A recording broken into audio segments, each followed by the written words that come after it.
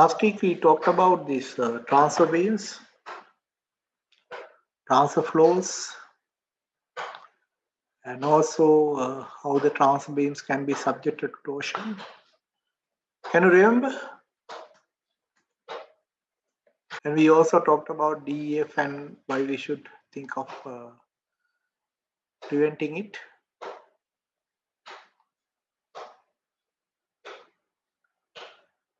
We covered all these. I explained this, these DEF and how to use these charts. Did I, or you want me to explain it again?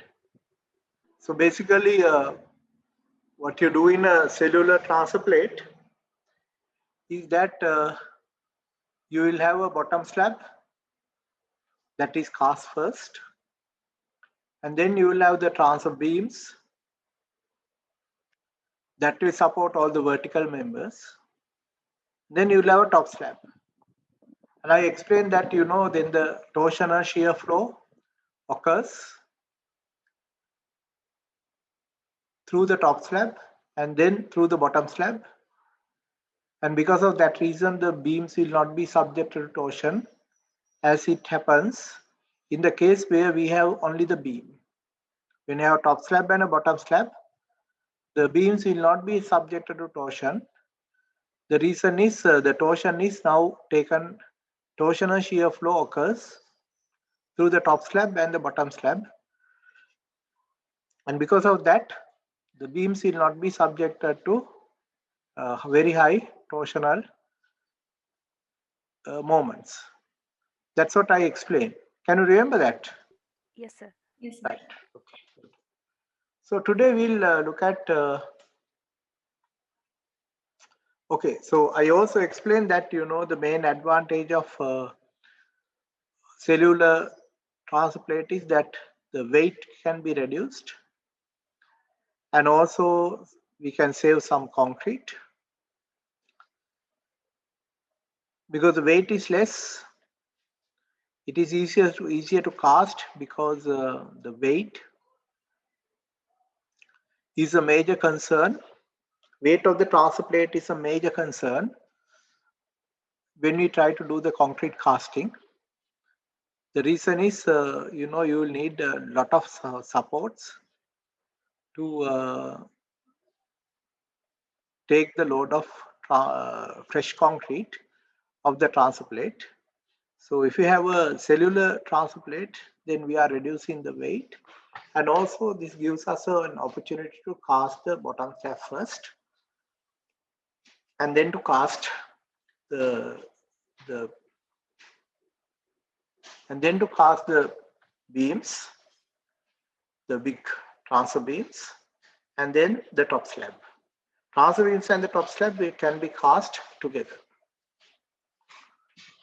In the top slab also we prefer a thickness like 200 millimeter and also double mat reinforcement. That means we will not have separate top and bottom mats where we curtail the bars, but we'll have two separate top and bottom mats where all the bars will be continuous, all the bottom bars will be continuous, all the top bars will be continuous. So we create a very robust slab which can allow, which can resist the deformations. So that's the idea. Then today we look at the foundation. So it's useful to have a good understanding of foundation. And when you look at a pile,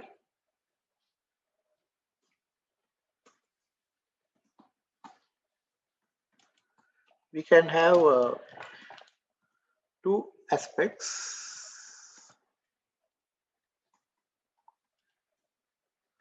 One is, when you have a pile,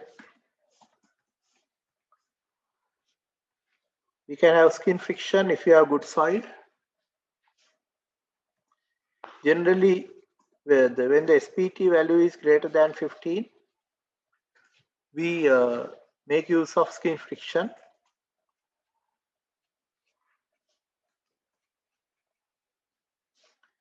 And then there will be a certain portion of the pile that we go into the rock, and in these areas we get higher skin friction.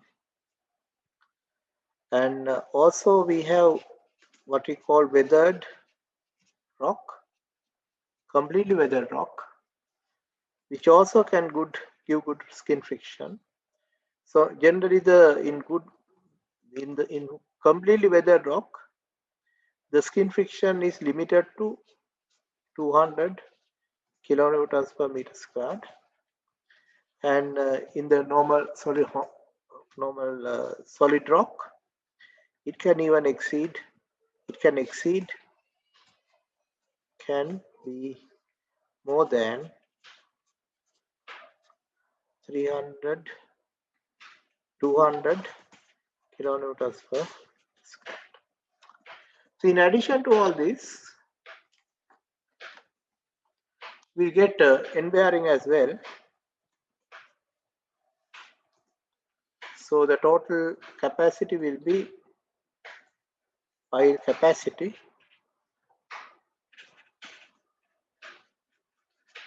will be what is the load carried by skin friction plus end bearing.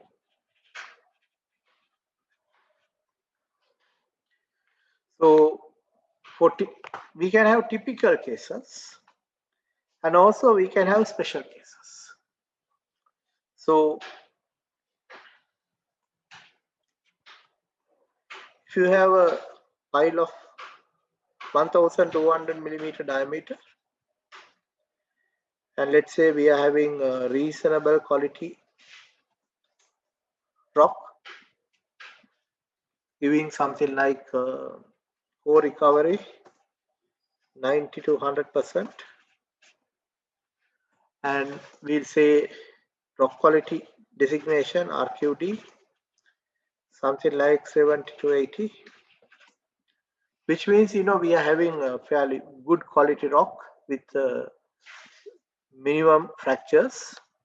So core recovery almost 100% means the rock is almost always there. Only thing is we may have some fractures. Core recovery 90% is also fairly good, but it can indicate that there can be some very thin layers of weak rock. But if the core recovery is something like 50% or 30%, that means we are having a lot of weathered rock where the level of weathering can be fairly high.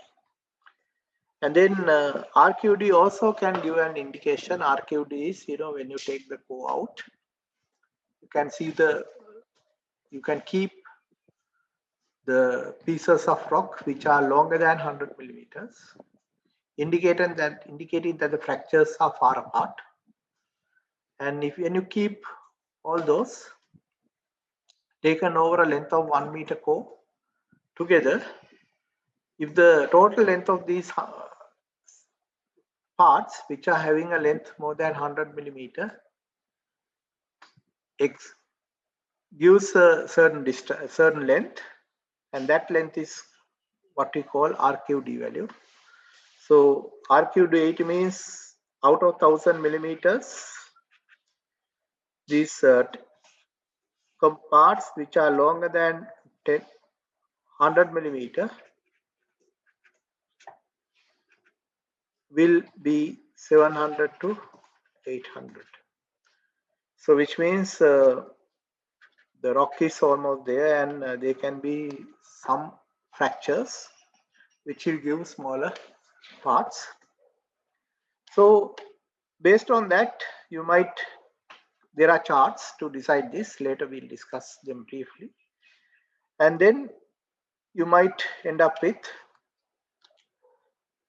the geotechnical engineer might give a recommendation saying that you can go for 4 newtons per millimeter squared end bearing or 5 newtons per millimeter squared end bearing.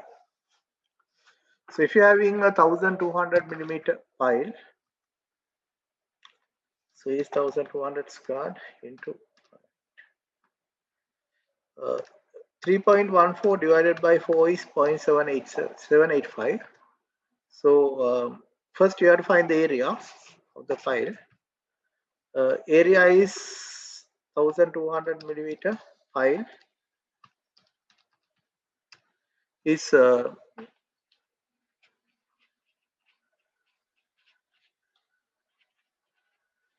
squared, and when you multiply this by 4 and divide by 1000,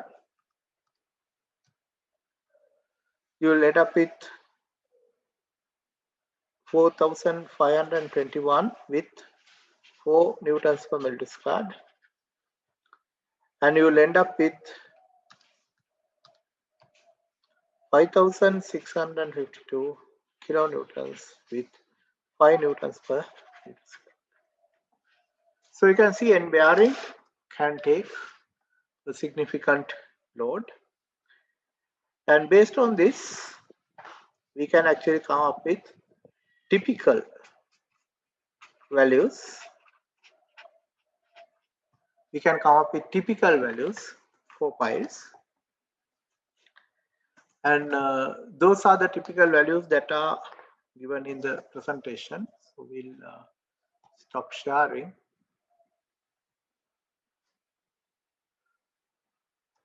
So we'll start sharing.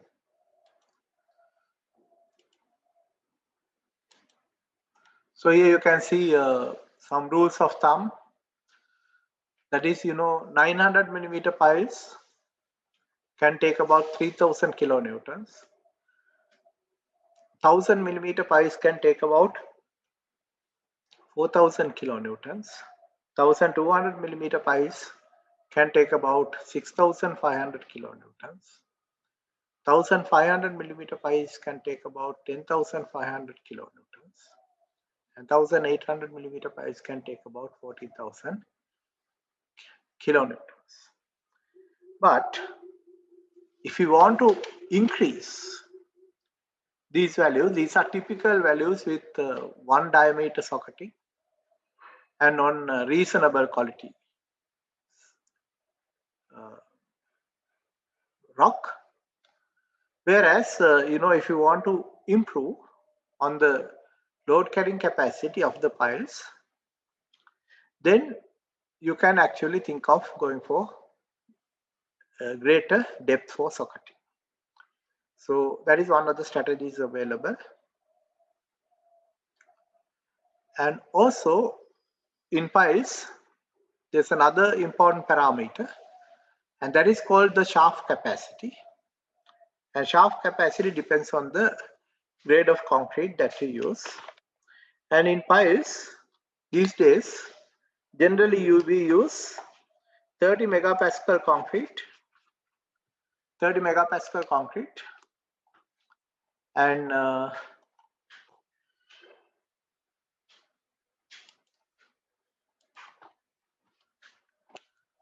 generally use 30 megapascal concrete.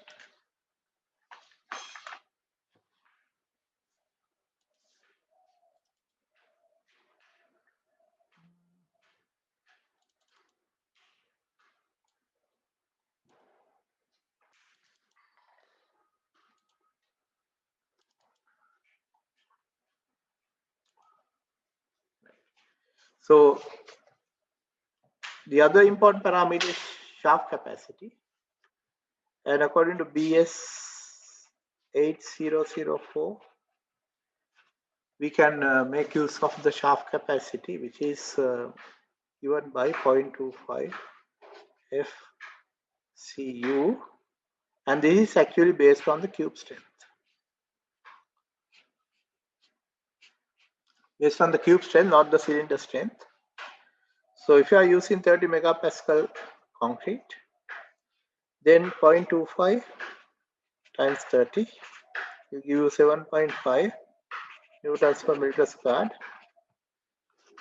which means we can end up with a shaft capacity for the same pile 1130,400 multiplied by 7.5. We can end up with a shaft capacity of 8,478 kilonewtons. So when you are using a 1200 millimeter pile, the maximum capacity that it can take is about 8,478, and this includes the self weight of the pile as well. This includes the self weight of the pile as well. So basically, you can see, you can, if you are using grade 30 concrete, which is based on the cube strength, you can have a pile shaft capacity of about 8,478 kilonewtons. Whereas typical value for load carrying capacity is like 6,500 kilonewtons. So which means our shaft capacity is more than the capacity of the pile. But let's say, we are having a very special case where we like to have a greater load carrying capacity. And I said we have two types of capacities. One is the shaft capacity. The other one is based on the geotechnical properties of the soil and the rock, the strength properties and the other geotechnical properties. And by increasing the amount of socketing that you use, you can actually improve the geotechnical capacity. And if you want to have a higher shaft capacity, then you can go for higher grade concretes. So in Sri Lanka, sometimes we use grade 35 and grade 40 concrete in piles, but the usual grade is about 30. So when you have this kind of approximate understanding, it's easier to take initial decisions when it comes to pile foundations. Such knowledge will allow easy selection of number of piles when the column loads are known under service conditions. So if you know the type of loading that each pile diameter can carry, then you can decide on when you do the superstructure modeling, then you can decide on the number of piles. But the important thing is all these loads are service loads.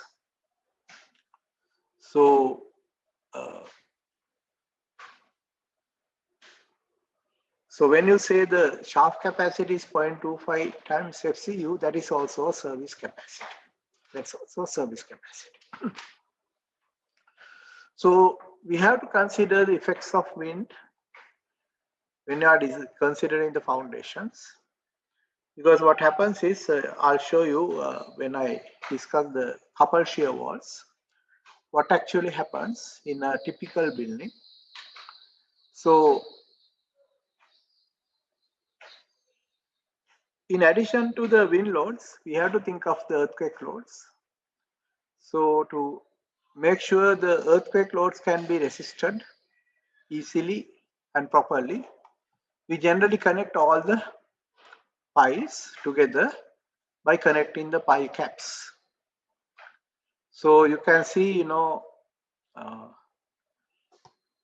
we might be using ground beams of 800 to 1200 deep to ensure that, all the piles are properly connected, so that in the event of an earthquake, if any movement occurs at the foundation level, all the piles will respond in a similar manner, and it would be disastrous to have a situation where the piles move in different directions due to earthquakes, because that can lead to the collapse of the building.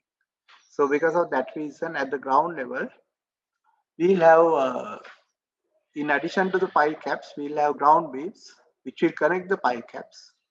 And on top of all that, it's usual to have a 150 to 200 millimeter thick slab, concrete slab, that will actually connect all the pile caps, the ground beams, the columns, all together. And the idea of having this ground slab, which is provided with 2 mats of reinforcement, is to ensure that at the ground level, we have a reasonably stiff member that will connect all the different elements together.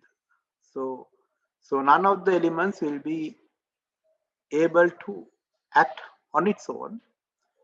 All the movements that take place at the ground level need to be relative movements, because we are creating a rigid diaphragm at the ground floor level. So that's another requirement that we generally try to fulfill in almost all the large buildings. So we'll have a ground slab, can be 150 or can even go up to 200. And we'll also have 2 mats of reinforcement. When I say 1 mat of reinforcement, it is, one layer of reinforcement in one direction, another layer of reinforcement in another direction. So you get reinforcement arranged in perpendicular directions. And 2 of those, one at the top and one at the bottom. And that will give a fairly robust connection between a robust connection among all the different elements that we provide at ground floor level, so that in the event of an earthquake, all these elements will act as one body rather than having differential movements that can lead to various problems in the key structural members of the tall building.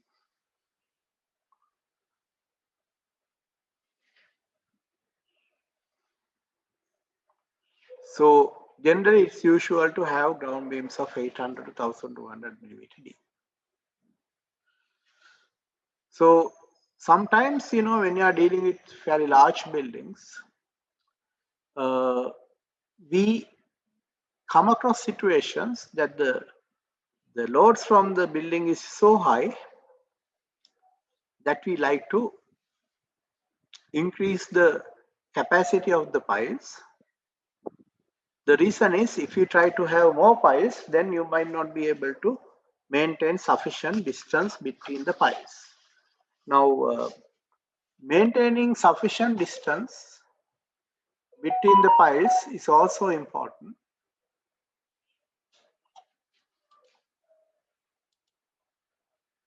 That is also important.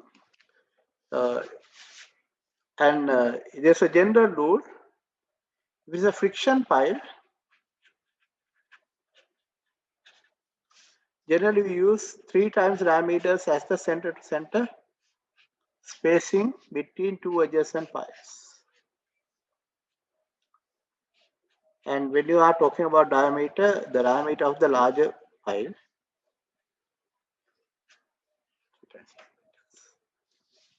right. But when you have end-bearing piles, there's literature to show that you can go for 2 times diameters. But when you say end-bearing, is predominantly end-bearing. That means most of the load is carried by end-bearing, and the pile is firmly resting on proper rock. Then we might go for 2 times diameters, as allowed in the ICTAC documentation as well. So one of the problems that you encounter is, if the piles are too short, too close. Now you have one pile that is already completed. This is completed. And if you start drilling very close to that pile, then there's a chance that you might start damaging this pile. So to prevent that happening, you have to maintain this minimum distance. And if you can maintain a distance of 3 times diameters, is very good. And failing that, you have to target something like 2.5 diameters, or the minimum is about 2 times diameters. Is that clear? The reason is, when you have bedrock, you are drilling into the bedrock. So if you have a pile that is already cast, hardened, and if you start drilling very close to that pile, within the bedrock, then this the coring pressures and the fact that we are breaking the rock can affect the nearby, very close by piles that have already been completed. So to prevent that happening, we always try to maintain a reasonable distance between the piles so that the piling operation will not cause any damage to already cast or already constructed piles. Is that clear? So Yes. yeah, so when you want to have when you have very high loads from a building, and when you want to carry these heavy loads, so one of the options available is go for a group of piles. Rather than having one pile, you go for 2 piles, 3 piles, or 4 piles. So when you have a group, and even that is not sufficient, now you might have to think of having larger diameter uh, or to increase the socketing length so that you will end up with better quality bedrock. And also there will be a lot of skin friction because now we are thinking of having something like 2 to 3 meters of socketing. That means going into the rock to improve the capacity of the pile. So if that is the case, then you will find that the shaft capacity can be increased by using higher strength concrete. The geotechnical capacity can be increased by using extra socketing lengths. Then when you combine all these, you will end up with a higher capacity for the individual piles. And because the capacities are higher, you will be able to transfer all the loads of the building by using a minimum number of piles. So sometimes you have to think of all these different strategies when you are selecting the piles, the size of the pile and the capacity of the piles that you need for the building that you are involved. So that is about friction piles and the end-bearing piles. But in the case of friction piles, it's usual to keep a distance of 3 times diameters. Otherwise, you'll find that the skin friction may not actually be mobilized fully. So to ensure that the skin friction can be fully mobilized, we have to keep a distance of 3 times diameters. So now you'll ask, why the end bearing is generally kept around 5 newtons per meter squared. But in very good quality rock, you can actually go up to about 7 newtons per meter squared. The reason is, when we say very good quality rock, this rock can actually take very significant stresses. But why we limit the amount of stress that rock can take is when you encounter bedrock, sometimes you might encounter some layers that are not as strong as the rock that you are drilling at a higher level.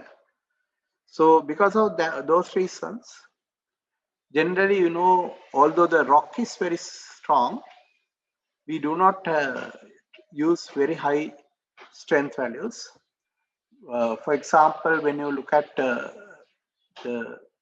value like 5 newtons per meter squared, and that is the strength that we expect from a reasonably good quality brick. So you can see, in piles, we are actually trying to keep the end bearing values at a reasonably low values. The reason is, there's an element of uncertainty. And the second reason is, now we can't see the end of the pile. What we do is, we are relying on the information we are getting. So when we use bentonite, and so looking at the composition of bentonite that comes out of the drill hole for the pile, you might be able to say that all the debris at the bottom of um, the the drill pile has been have been removed.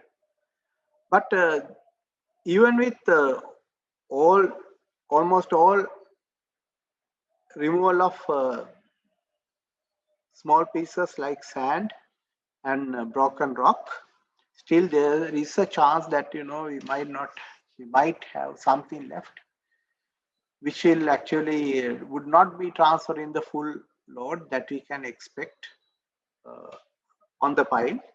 So because of that reason, because of the reason that we cannot ensure the bottom of the pile is fully effective, we again limit the carrying capacity to about 5 in good quality rock, and the maximum values may be around 7 in the current context. But in some other countries, they have used higher values. But then the geotechnical engineer and the structural engineer will have to be have to take that decision very carefully. So one of the examples that I can give is uh,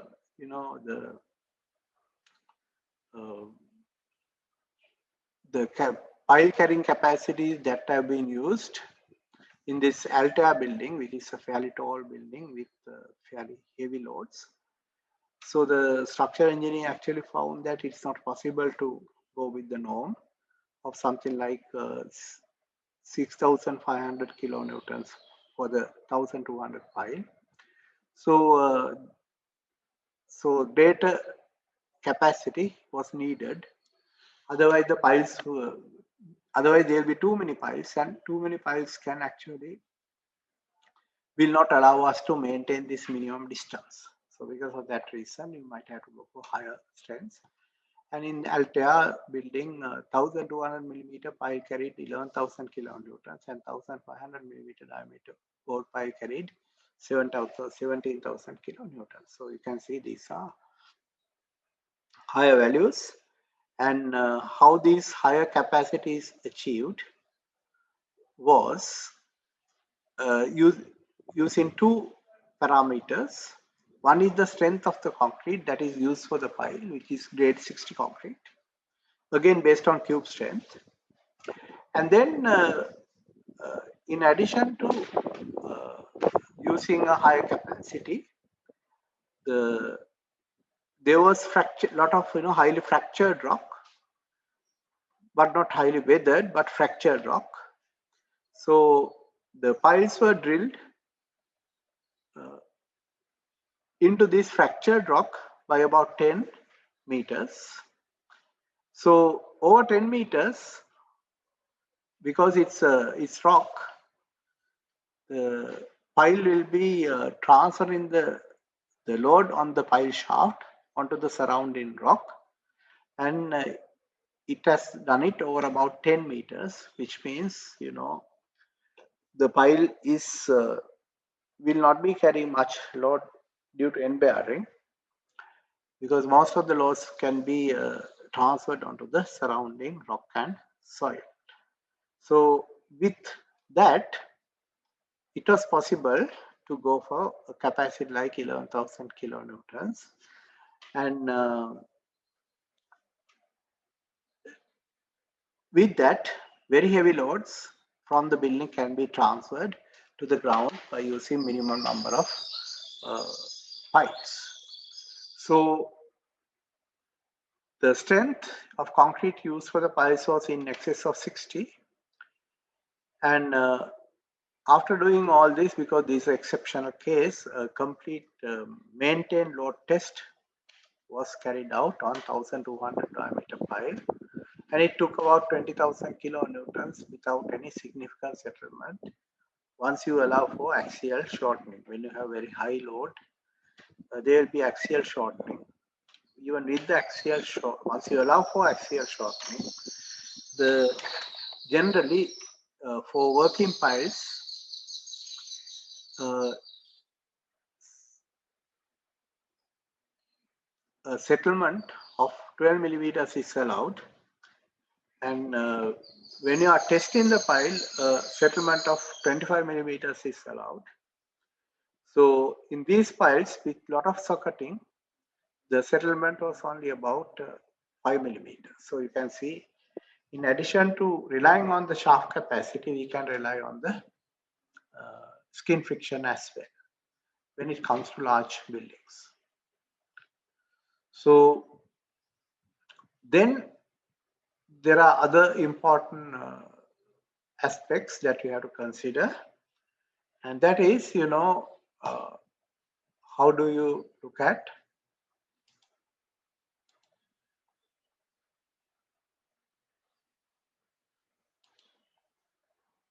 right. So when you have a pile, there's soil surrounding it, and when subjected to lateral loads, finally those loads will be transferred to the top of the pile, and then there can be some deformation with the pile, and these deformations are controlled by mobilizing the friction around the piles. So what you do is, when you are modeling, if you want, you can represent the stiffness of the soil by supplying some springs.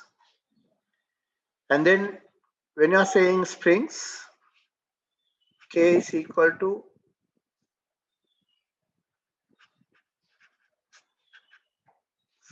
stiffness, and we need to know how many kilonewtons of load is needed to cause a deformation of 1 meter, and that is the spring constant. So you have to calculate a spring constant value. Again, we'll discuss that later, how to calculate the spring constant values, and then how to use them in the model as well. So we'll discuss that with a simple model that I will do using SAP 2000 software, because it's easier to show. With the graphics, I can quickly show you what's going on. Even with Zoom link, it would be possible for me to show you what's going on. So basically, we need to know how to consider these springs. So basically, we have to think about, modeling the soil with springs, and we have to think about the reasonable values for spring constants. And in very weak soil, the spring constants can be about 2000 kilonewtons per meter cubed. And when I say meter cubed, the actual unit that we need is kilonewtons per meter, but you have to multiply this value by the area that it represents, the area of the pile, then only you can get the spring constant in kilonewtons per meter.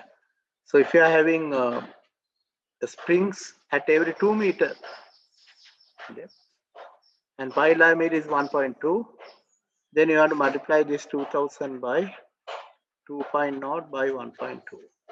So then you can get the spring constant kilonewtons per meter. And in sandy soil conditions, the spring constants increase, the stiffness and the constants increase. So in sandy soils, you will find that the pile is firmly held as the depth increases. So we look into all these different aspects of modeling when you are dealing with, when I show you how to do the modeling of a tall building.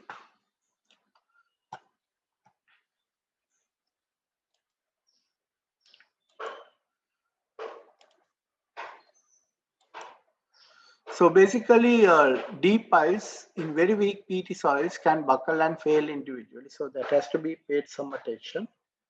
So we have to make sure that if the soils are very weak, then there's a reasonable diameter has been used, and sometimes we might go for large diameter piles to prevent this buckling failure. And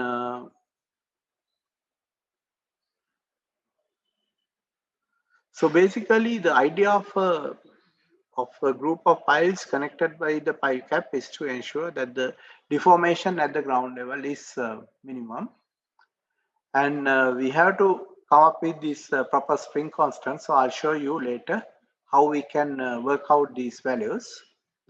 And when it comes to piles are considered as lightly loaded columns. Piles are considered as lightly loaded columns. In a lightly loaded column, we have to use something like 0.4% reinforcement. In a lightly loaded column, we have to use something like 0.4% reinforcement. So in piles, generally we provide something in excess of 0.5% reinforcement. But in Sri Lankan practice, we have been providing about 0.8 to 1% reinforcement in piles. The reason is when you provide that amount of reinforcement, if any moment is transferred onto the pile will have reasonable capacity to resist such moments. And also the other important thing is in piles, at the top of the piles, we generally use a closely spaced spiral, and the diameter of the spiral may be about 10 millimeter to act as the confining reinforcement. Under earthquake, under dynamics, you will learn why the confinement to concrete by using the links is so important when it comes to resisting dynamic loads. So generally we will provide a spiral of 10 millimeter at a spacing of 125 or 150 millimeter. So that's again useful in case of pile foundations to ensure that there's adequate earthquake resistance.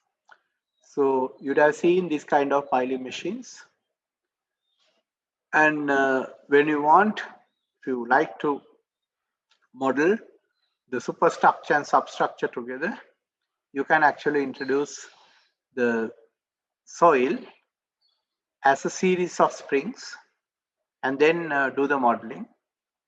So I'll show you how to do that. And then you can make use of Euro codes for tall buildings. And when you are dealing with members like transfer plates, what we call the construction sequence is also important. The reason is when you look at a model like this model considers that the full structure has been constructed at once. That means all these slabs or columns, beams, everything would have been constructed at once. But what actually happens is these slabs are constructed with an interval, and because of that reason, you'll get loads accumulated in steps rather than acting at once. So for the columns, it's not a major problem whether you consider the construction sequence or you consider all the loads at once. But what happens is, in the case of very special members like transfer plates, you will see that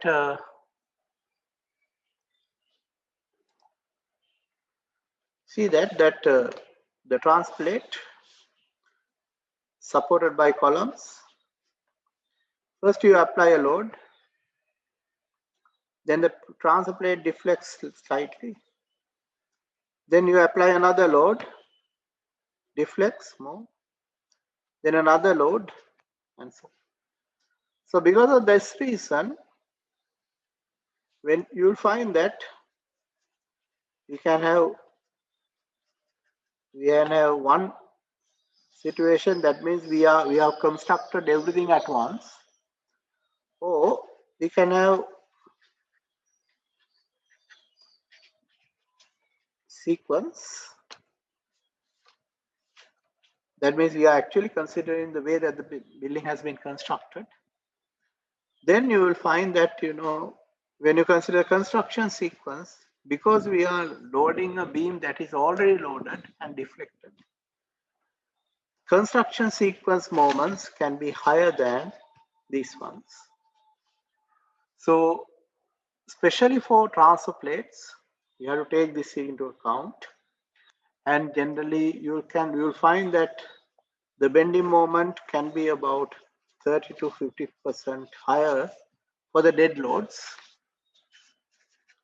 For the permanent loads, the bending moment that you get from construction sequence can be about 30 to 50% higher. The shear forces may be about 10 to 15% higher. So because of that reason, we generally, when you have very large horizontal members that are transferring the loads from the columns to other columns, we consider the construction sequence as well. So to do all these calculations, good guidelines are given in Eurocodes, so you can make use of them. And sometimes we can even use some of the guidelines that are available in the earlier used British codes as well. So we'll discuss all those different things by looking at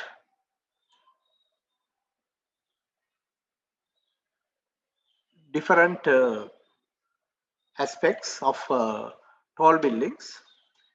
And after the lunch break, we start by looking at